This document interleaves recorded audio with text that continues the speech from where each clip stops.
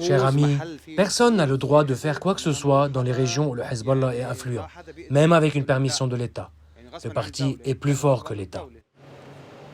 Les habitants de Nabara ne semblent pas être au courant du plan prévu par Électricité du Liban pour mettre fin aux branchements illicites et à toutes sortes d'atteintes au réseau électrique public. Hors caméra, beaucoup estiment que sans l'accord préalable du groupe dominant le quartier, c'est-à-dire le Hezbollah, les forces de sécurité ne viendront pas couper les câbles raccordés à ce réseau.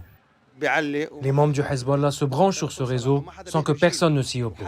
Même l'État a besoin d'une permission, d'une décision, afin d'ôter les câbles électriques accrochés par un membre du Hezbollah.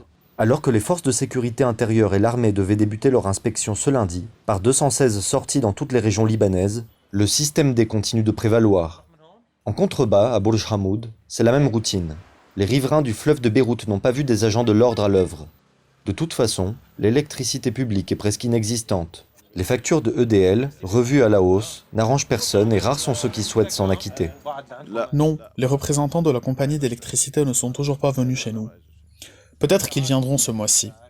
Oui, les factures vont être très élevées. Je vais supprimer l'électricité de l'État. Je garderai l'abonnement du groupe électrogène de quartier. De toute façon, l'électricité ne vient qu'un quart d'heure par jour. Donc mieux vaut 100. Je vais payer 2 à 3 millions de livres libanaises. On va arrêter de faire fonctionner les machines qui ne sont pas nécessaires. On va essayer de faire avec les moyens du bord. Car pour être honnête, personne ne va nous aider. Que peut-on faire? Il n'y a pas de branchement illicite ici. Il n'y a pas très longtemps, des personnes sont venues faire des réparations et ont installé des compteurs. Aux abords des camps palestiniens de Sabra et Shatila, rien de nouveau. Les câbles fournissant les 2 heures d'électricité statique journalière se perdent toujours dans les méandres des connexions illégales. Jusqu'à présent, personne n'est venu chez nous. De même pour les factures. Nous n'en avons reçu aucune. Nous ne pouvons rien faire avant de voir ce que le reste des gens vont faire. S'ils refusent de régler leurs factures, je vais également refuser de payer les miennes. Pour sûr. EDL avait rappelé qu'elle augmentera les heures d'approvisionnement en courant exclusivement aux sorties où les infractions seront réduites et supprimées.